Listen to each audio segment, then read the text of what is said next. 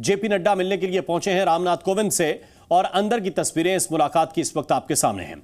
JP Nadda मुलाकात करने के लिए पहुंचे, उनकी गाड़ी दाखिल हुई थी रामनाथ कोविंद के आवास में, 12 जनपद पर जहां रामनाथ कोविंद का आवास है। वहां की तस्वीरें अंदर की भी हमने आपको दिखाई, किस तरह से जेपी नड्डा मुलाकात कर रहे हैं रामनाथ कोविंद के साथ। रामनाथ कोविंद पूर्व राष्ट्रपति और अभी इस नाते वो सुर्खियों में हैं क्योंकि उनको उस कमेटी का अध्यक्ष बनाया गया है, जिस कमेटी को, ये देखिए, ये तस्वीर भी इस वक्त हम आपको दिखा रहे हैं और जेपी नड्डा इस वक्त मुलाकात कर रहे हैं रामनाथ कोविंद के साथ। ये तस्वीर जरा देखिए, ये काफी महत्वपूर्ण तस्वीर है क्योंकि ये कहा जा रहा है कि जेपी नड्डा आधिकारिक रूप से भारतीय जनता पार्टी का पक्ष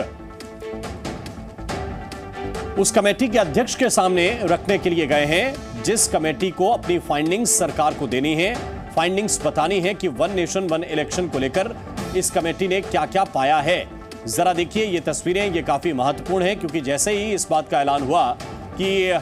रामनाथ कोविंद उस कमेटी के अध्यक्ष होंगे जिस कमेटी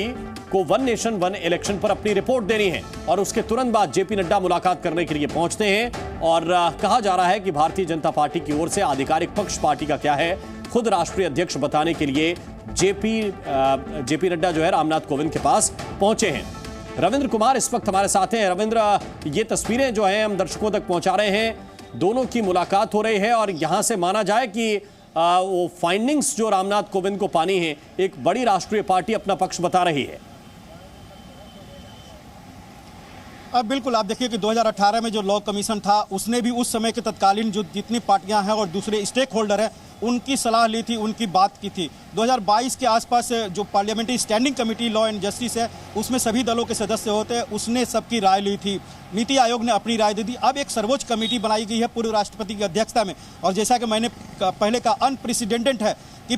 कोई फॉर्मर प्रेसिडेंट की अध्यक्षता में कोई कमेटी बने। बहरहाल कमेटी अपना काम करना शुरू कर दी है क्योंकि अध्यक्ष एक अपने आप में कमेटी होता है, सर्वे सर्वा होता है। अब उसके बाद जेपी नड्डा वहां पर गए हैं और पार्टी का आधिकारिक रुख जो वन नेशन वन इलेक्शन का होता है, जो पिछले कई सालों से है, अभी ये केवल 2014 की बात नहीं है, पार्टी बहुत सालों से, करीब 20-25 साल से ये मनसा रखती है कि पूरे देश में एक साथ चुनाव होने चाहिए। लेकिन इसमें तेजी अगर आई है तो प्रधानमंत्री नरेंद्र मोदी की सरकार के समय, क्योंकि ऑल पार्टी बैठकें भी हो चुकी है जिसमें नीतीश कुमार ने सपोर्ट किया था, अखिलेश यादव ने इसका सपोर्ट किया था, उसमें भी कांग्रेस इसका विरोध कर रही थी, कुछ पार्टियां इसका विरोध कर रही थी। लेकिन अब जेपी नड्डा अपनी पार्टी का रूप उनके सामने रखे होंगे जैसा कि मान के चला जा रहा है, और धीरे धीरे करके सभी पार्टियों को बुलाएंगे जो राष्ट्रीय पार्टियां हैं, चाहे महत्वपूर्ण रीजनल पार्टियां हैं, क्योंकि रामनाथ कोविंद के पास जो समय होगा, मैंने अभी तक इसका तय नहीं हुआ है, लेकिन समय बहुत कम दिया गया होगा क्योंकि वन नेशन वन इलेक्शन की जो जानकारी मिल रही है 18 से 22 के बीच में इसे प्रेजेंट कर देना है और उसके पारित कराकर फिर इलेक्शन के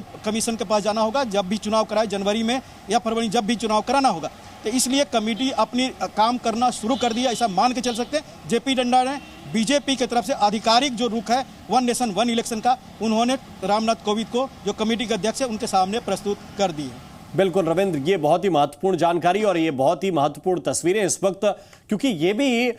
इसको आप इस तरह से समझिए, जिस तेजी की बात आप रविंद्र कर रहे हैं कि बहुत जल्दी काम करना पड़ेगा क्योंकि 18 से 22 के बीच में तो सत्र ही है और उसी में बिल लाने की बात भी कही जा रही है।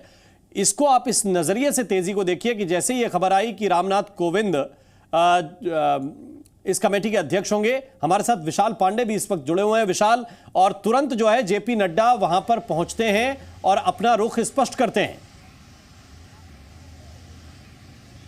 बिल्कुल राम, देखिए क्योंकि बीजेपी लगातार एक देश एक चुनाव की बात करती रही है और जैसा रविंद्र जी ने बताया कि बीजेपी के राष्ट्रीय अध्यक्ष होने के नाते भारतीय जनता पार्टी का एक देश एक चुनाव पर क्या रुख है, क्या राय है, उसे देने के लिए जेपी नड्डा इस वक्त रामनाथ कोविंद से मुलाकात कर रहे हैं क्योंकि बीजेपी एक देश एक चुनाव का समर्थन करती रही है। अब इसमें जो कई महत्वपूर्ण बातें होंगी उसमें यह देखना होगा कि इस कमेटी के सदस्य कौन कौन होते हैं, कितना समय इस कमेटी को मिलता है, क्योंकि जिस तरह से 18 से 22 सितंबर के बीच संसद का विशेष सत्र बुलाया गया है। उस दौरान अगर इस बिल को पेश होना है तो इस पर काफी काम होना अभी बाकी है। और साथ ही यह भी सवाल खड़े होते हैं कि इस पूरे वन नेशन वन इलेक्शन का फॉर्मेट क्या होगा, इसका प्रारूप क्या होगा, क्योंकि कई ऐसे राज्य हैं जो कि अभी उनका आधा कार्यकाल ही पूरा हुआ है, कुछ ऐसे राज्य हैं जिनके साल 1.5 साल अभी पूरे हुए हैं, कुछ ऐसे राज्य हैं जिनके 6 महीने साल भर ही बचे हुए हैं। और ऐसी स्थिति में एक देश एक चुनाव का प्रारूप क्या रहने वाला है,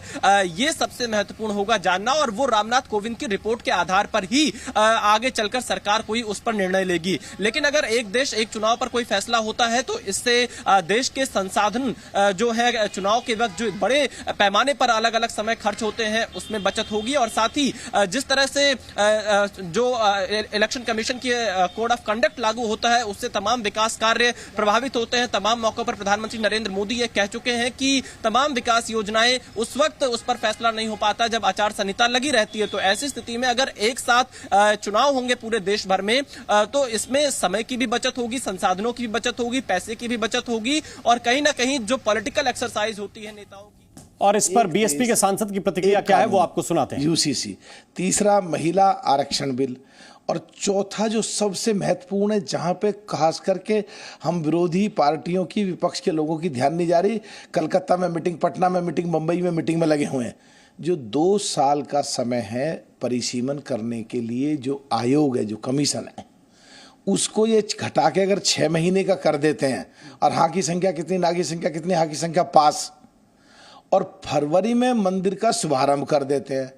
तो जो उत्तर प्रदेश में जिस तरह झटके से जीते थे, अगर विपक्ष में और खासकर कांग्रेस पार्टी में जो मीटिंगों में लगे हुए हैं इसमें लगे रहे तो फिर पूरा सुपड़ा साफ कर देंगे, जीत करके एक तरफ जाएंगे और सरकार फिर इनकी। तो मलूक नगर ये बता रहे थे कि विपक्ष जिस काम में लगा हुआ है वो उतना महत्वपूर्ण नहीं है, क्योंकि सरकार अगर नए एजेंडे के हिसाब से अगर उनको देखेंगे तो एक बार फिर से विपक्ष का सुपड़ा साफ हो सकता है। इन सब के बीच आपको हम ये तस्वीरें भी दिखा रहे हैं जो काफी महत्वपूर्ण है। इस वक्त एक तरफ जिस गाड़ी से यहां अंदर दाखिल हुए रामनाथ कोविंद के आवास में जेपी नड्डा, और अंदर जो मुलाकात इस वक्त चल रही है। जी न्यूज़।